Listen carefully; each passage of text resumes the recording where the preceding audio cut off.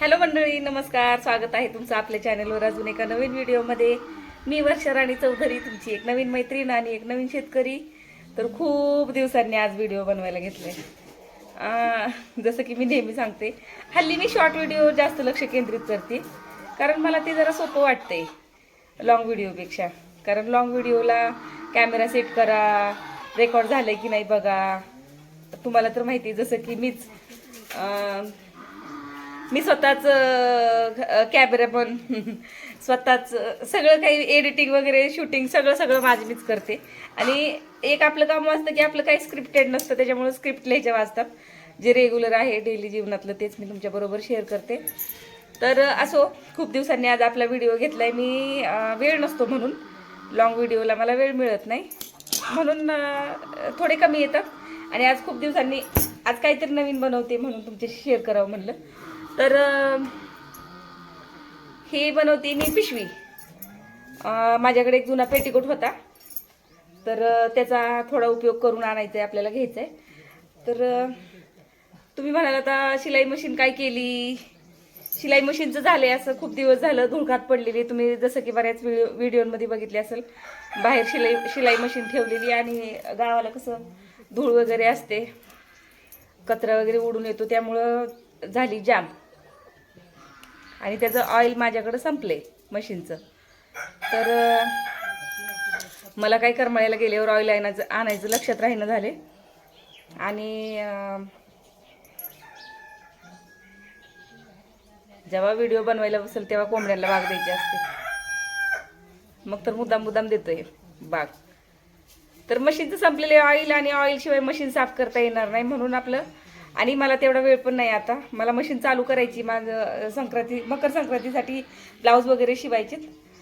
पण आधी म्हणलं रानातली थोडी कामं होऊन द्यावीत. तर माझं शेतात भरणं चालू आहे सध्याला.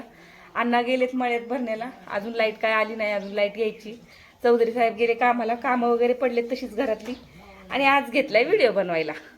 तर व्हिडिओचं काय नाही, आपलं डेली रुटीनच आहे व्हिडिओमध्ये. तुम्हाला आवडलं तर थांबा, नाही आवडलं तर तुम्ही जाऊ शकता. पण माझी काही ऑडियन्स आहे ज्या नेहमी मला म्हणजे बघतात व्हिडिओ माझे, आणि ज्यांच्या कमेंट मी मिस करते, तर त्यांच्यासाठी म्हटलं चला, खूपच दिवस झाला आपली भेट झालेली, म्हणून थोडासा व्हिडिओ बनवायला घेतलाय. तर त्याचं झालंय असं, काय मला सिक्रेट वगैरे ठेवायचं नाही. ह्याची बनवती मी पिशवी. आणि पिशवी बनवती कशासाठी सांगू का तुम्हाला. माझी शेळीचं पाठरू म्हणजे काय असतं माहिती आहे ना. बऱ्यापैकी बऱ्याच जणांना माहीत असेल, पण माहीत नसेल त्यांच्यासाठी सांगते. पहिल्यांदाच जी शेळी आई होणार असते ना, म्हणजे आई अजून एकदा पण झालेली नाही, अशा शेळीला पाठरू म्हणतात. फिमेल जे करडं असतात ना शेळीची, त्याला म्हणतात पाठरू. आणि मेल करडू असतं त्याला म्हणतात बोकड. ही बेसिक नॉलेज आहे. परत काही जणी येतील आणि म्हणतील हा एवढं तर सगळ्यांना माहिती असतं, काय पण बोलायचं. तर बऱ्याच जणांना माहिती नसतं म्हणून सांगते. किंवा मग आपल्या गावची वेगळी भाषा असते, कुणाकडं काय म्हणतात, म्हणून सांगितलं की आमच्याकडं शेळीच्या करडाला, जी अजून आई नाही झालेली आहे, एकदा आई झाली की मग तिची शेळी झाली, पण आई होण्याआधी तिला पाठरू म्हणतात. तर चला, बराच विषय वाढत चाललाय. तर पाठरू झाले माझं यायला, ह्या 1-2 दिवसावर यायला आले. आणि तिने कास केली, मी तुम्हाला दाखवते नंतर.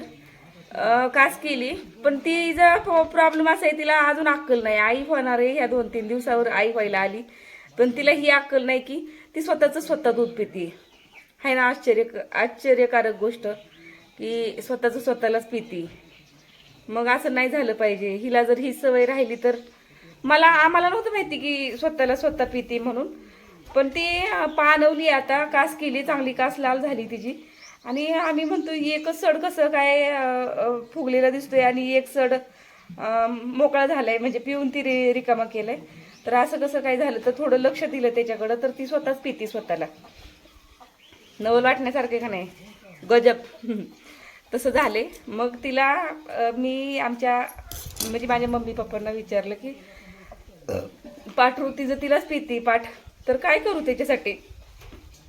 आता तिला करडं झाली, तर हिला ही सवय राहिली तर करडांना काय पाजायचं ना, करडांचं मरण होईल. मग मम्मी पप्पांनी सांगितलं की तिच्यासाठी एक पिशवी बनव आणि तिच्या कासाला बांध. तर पिशवी बनवायची, तर शिलाई मशीन बंद आहे. मग पाठ तरी यायला झाली ह्या 2-3 दिवसावर. मग आता काय करायचं म्हणून मग हातावर पिशवी बनवायला घेतली. आणि कपडा कॉटनचा घेतला आहे. कॉटनचा म्हणजे आपलं पेटीकोटचा कपडा घेतलेला आहे, जेणेकरून जरी दूध वगैरे गळलं अंगाला तिच्या घासू नये, त्या सडांना तिला कुठलं इन्फेक्शन होऊ नये, साईड इफेक्ट होऊ नयेत म्हणून कॉटनचा कपडा घेतलाय. दुसरा कॉटनचा कशाचा कपडाच नव्हता माझ्याकडं. अण्णांचे धोत्राचे तडूप होते, पण एका एवढ्या मोठ्या धोत्राच्या तडपाचं वाटोळ होतं. गवताला ह्याला लागतात ना धोत्राची तडपं, म्हणून मग हा पेटीकोटचा कपडा, पेटीकोट जुना होता झालेला त्याचाच कपडा घेतलाय मी आणि बनवायला घेतले. तर 5 मिनटं झाली तुमच्याबरोबर बोलत बोलत. तर ही झाली आपली पिशवी तयार. तर हिला मशीन चालू असते तर मशीनवर छान नाडी बनवली असती मोठी, पण आता मशीन बंद आहे आणि हातावर नाडी कधी बनवणार म्हणून मग मी हिला सुतळीची नाडी बांधणार आहे. तर चला कशी बांधते नाडी बघूया आपण. आणि ही आयडिया सांगितलेली बरोबर आहे का तुम्ही मला कमेंटमध्ये पण सांगा. जर शेतकरी ताई आणि दादा असतील तर, किंवा मग असं जर प्रॉब्लेम तुमच्याकडं कुठल्या शेळीला येत असेल तर तुम्ही काय करता त्याच्यासाठी ते पण सांगा. मला कुणीतरी सांगितलं की तिला कारल्याचा रस लाव तिच्या सडांना, म्हणजे प्यायची नाही तिची ती. पण मला नाही वाटत त्याच्यानी राहीन म्हणून. ती कडू ह्याचे जास्त सगळ्यात जास्त कडू काय असतं, काँग्रेसचं गवत. तर शेळ्या काँग्रेसचं गवत कवळं कवळं खातात आणि कारल्याच्या रसाने काय होणार आहे तिला. कुणी सांगितलं कडुलिंबाचा पाला लावून, पण मग मला हेच बेस्ट वाटलं म्हणून मग मी हे करायला घेतले. तर हे बघा आपली पिशवी तयार झालेली. पुरती का नाही तिच्या सडाला काय माहिती, पुरायला पाहिजे बरं का. हातावर पिशवी केली, मोठे मोठे टाके घालून केली, काय हिला काय खेचाखेची होणार नाही, काही नाही, ती काही खराब होणार नाही, पण आपलं काम भागून जाईल. तर चला आता ह्याला बांधून घेऊया आपण.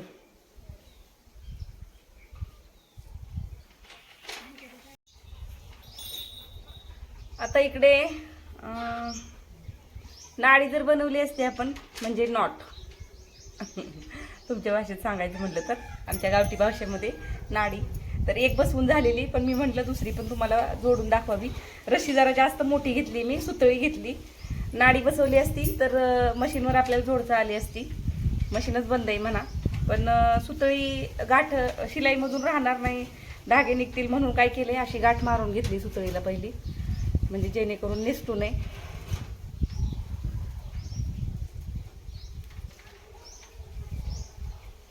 ही बघा, ही झाली गाठ तयार. आता हिला हे पिशवीच्या अशी मध्ये घातली.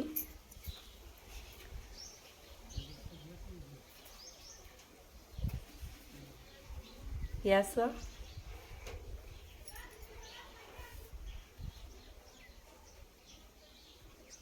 म्हणजे मी हे आयडियाने बनवले. मला वाटत होतं कशी पिशवी बनवू, काय करू. तर हे बघा इथून पॅक करून घेते आता हिला. हे असं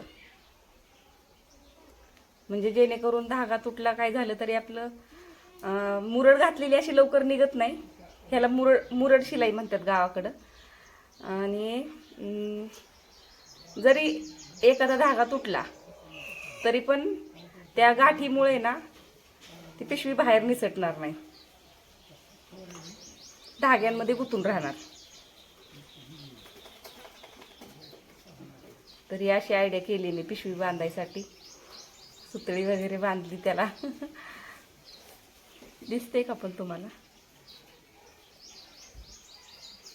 सगळी कामं सोडून हे करते, कारण त्याचं असं की शेळी यायला झाली आणि तिने जर खरंच सगळं दूध पिऊन घेतलं तिचं, तर तिला करडांना काय पाजायचं ना.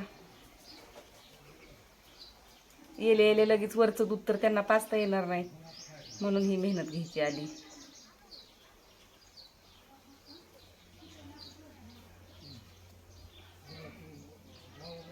तर चला झालेली माझी पिशवी बनवून. आता हिला बांधून घेऊया आपण.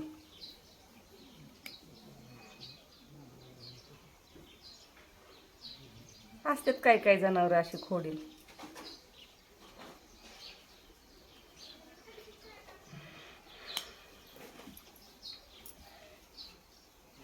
टणा झाली पिशवी तयार. चला बांधून घेऊया आपण.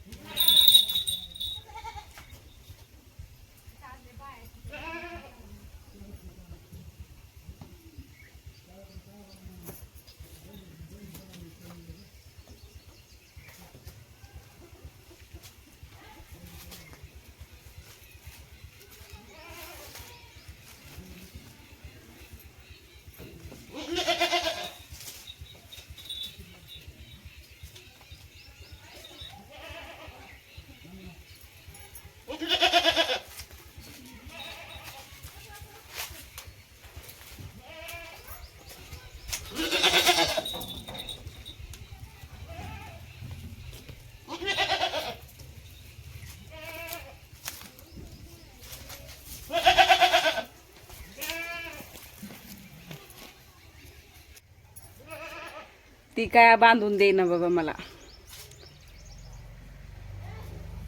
आता संध्याकाळी चौधरी साहेब आले ना मगच बांधून घेते. ती जवळच येऊन देत नाही, थांबत पण नाही कसलीच. पडली असती मी तिच्या नादात, पिशवी बांधायच्या नादात. ती पिशवी आता अशीच ठेवते. काय करू, बांधून देत नाही तर काय करणार ना. तर चला, खूप कामं राहिलेली आहेत अजून. आंघोळ वगैरे करायची, गुरांची वैरण, भांडी, कपडे, सगळी कामं तशीच पडलेली आहेत. भरण्यावर जायचे अजून. तर 11 वाजता लाईट येते. बघू आता, भेटू नंतर रानात जातानाच. तर मंडळी, आपण कालच्या नंतर थेट आज भेटत आहोत. सकाळचे वाजलेले 11:30 आणि काल काय दुपारच्या नंतर मोबाईल व्हिडिओ बनवायला वेळच नाही मिळाला. भरण्यावर आली होती आणि मोबाईल चार्जिंगला लावला होता घरी. मला असं चालत चालत बोलायचं म्हणलं की दम लागतो. तर ही काय, ह्या शेतातली मका भिजवत होती.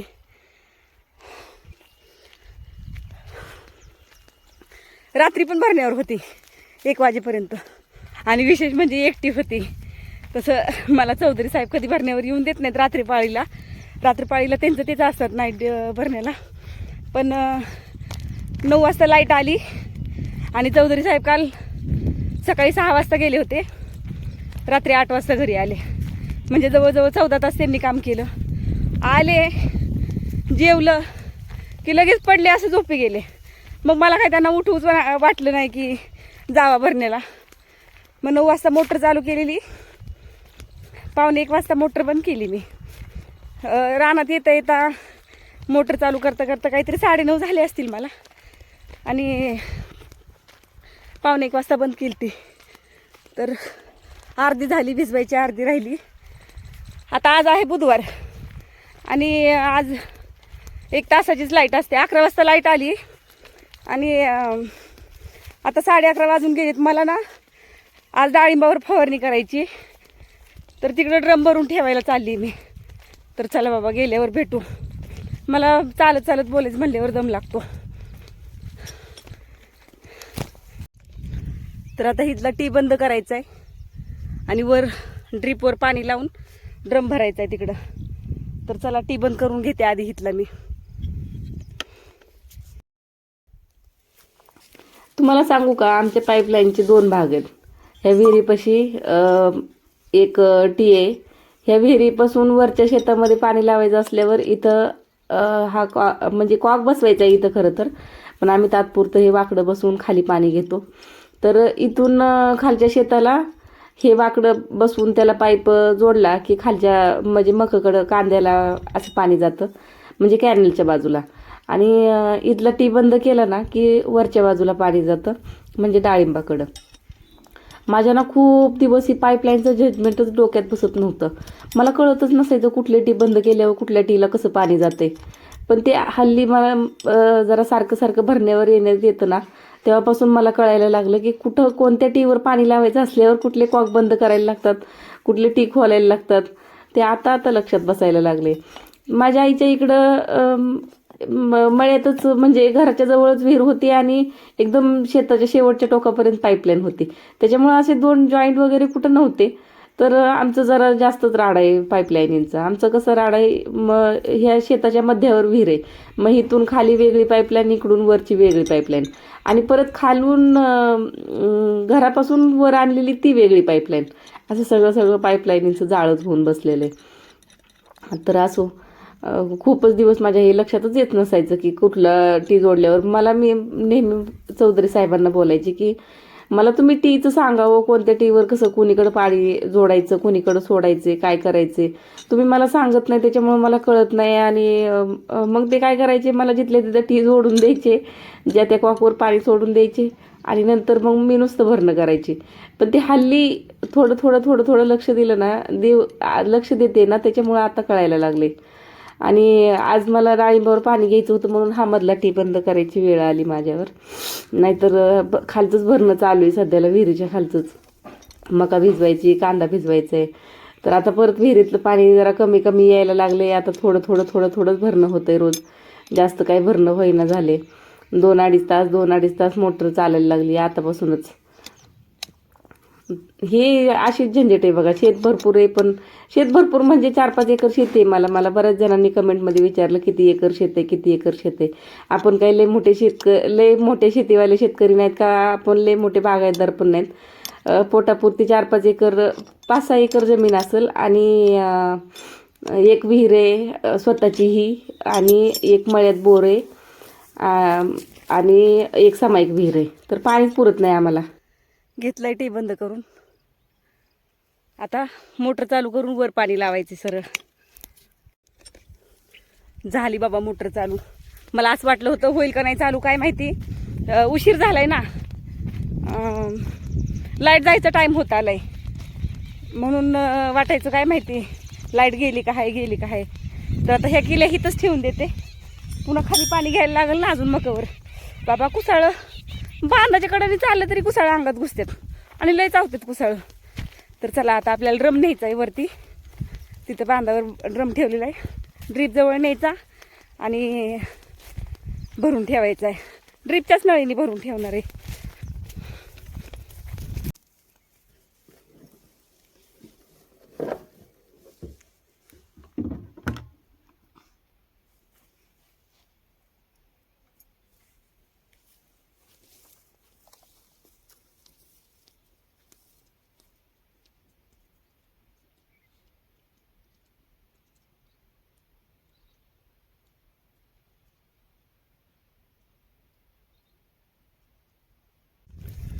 आतापर्यंत पाणी यायला पाहिजे होतं, कसं काय आलं नाही काय माहिती. परत एकदा विहिरीवर जाऊन बघावं लागणार आहे पाणी कसं आलं नाही.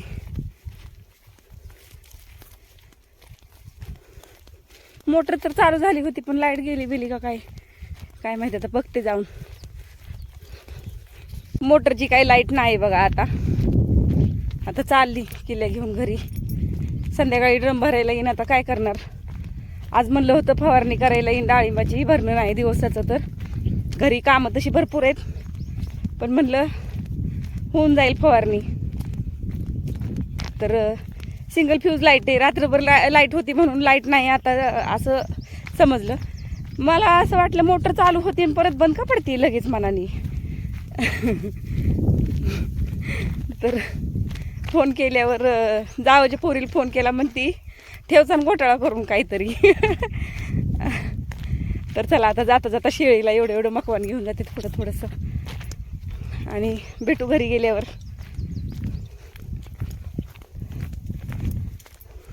ही कांद्याच्या खालचं एवढं मकवाने नाही इथलं, त्या दगडाच्या अलीकडचं त्या बांधापासून अलीकडं एवढं घालायला घेतलंय गुरांना.